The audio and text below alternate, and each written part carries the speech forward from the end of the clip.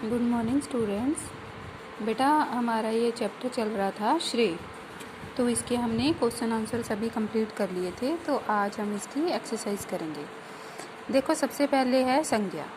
ये आपको ऊपर दिए गए हैं शब्द, इनमें से आपको छांट कर लिखने हैं।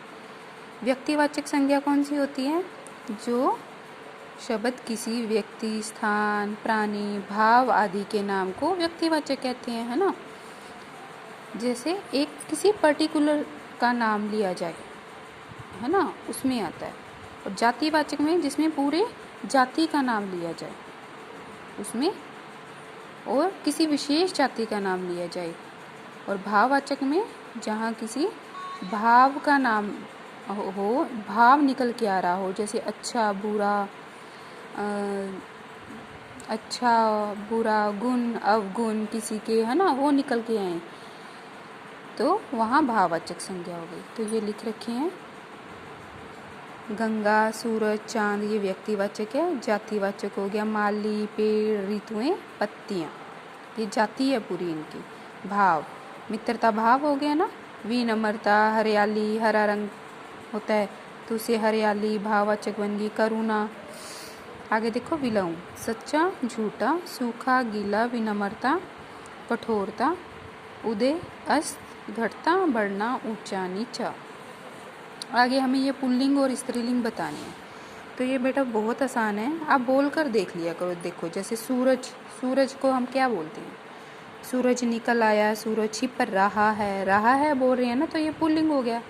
अब जैसे धरती हमें बहुत सा जैसे कहें कि धरती गोल है, धरती सोना उगलती है ना। सोना किसको बोला गया है? गेहूं को, है ना। कितनी फसलें यहाँ पे खेती करते हैं, और धरती में से, उपजाऊ ज़मीन में से हमें खेती करके किसान कितनी मेहनत करके हमारे लिए कितना कुछ करते हैं। डालियाँ स्त्रीलिंग होगी। स्तंभ होता है, पिलर को बोला जाता है, पुल्लिंग। बिजली स्त्रीलिंग। अब इन सबको वर्ड को बोल के देख लिया करो। जैसे बिजली, आप जैसे घर में बिजली जाती है तो आप क्या बोलती है? बिजली चली गई, स्त्रीलिंग में बोल रहे हैं ना। और जैसे बोल लेंगे बिजली आ गई, बिजली खराब हो गई, तो स्त्रीलिंग का तो आ रहा है ना साउंड ऐसे। चांद निकल आया, है ना, तो पुल्लिंग में हो गया। पेड़ पुल्लिंग, मिट्टी स्त्रीलिंग, पत्तियाँ स्त्रीलिंग, आंधी स्त्रीलिंग। आगे देखो तत्सम, तद्भव, देशज और विदेशी। तत्सम होते हैं शब्द जो हिंदी से, जो पुराने, जो संस्कृत से लिए गए शब्द हैं वो तत्सम। तद्भव जो हिंदी में आ गए, कन्वर्ट हो गए, उन्हीं शब्दों को जो हिंदी में, जो हिंदी भाषा के शब्द हैं। देशज जो नए शब्द जो बने हैं, देशज। और विदेशी जो हमने और इनमें जैसे विदेशी शब्द मिला दिए गए हैं तो वो विदेशी शब्द हो गए। ये सारे आपको इन्हीं में से कर रखे हैं। आगे समान तुक वाले वो होते हैं जो एक ही साउंड निकलती हो, लय निकलती हो, राइमिंग एक ही हो। जैसे बड़े हो, खड़े हो, लास्ट में एक ही राइमिंग है ना। उखड़ा, गिरा, कांप उठा, बदलती है, मचलती है, उड़ती है, मतलब गिरती है।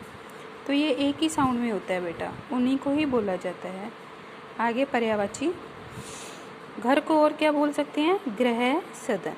अंधेरा, तम, तिमर। अतिथि, मेहमान, आगंतुक। इच्छा, अभिलाषा, कामना, जंगल, वन, अरण्य। नदी, तरंगनी, सरिता। पुत्री, बेटी, सुता। पेड़, वृक्ष, तरु। आगे देखो अनेकार्थी शब्द हैं। कर को और क्या बोलती हैं? टैक्स, हाथ, कहते हैं ना टैक्स देना है, कर देना है ना, हाथ।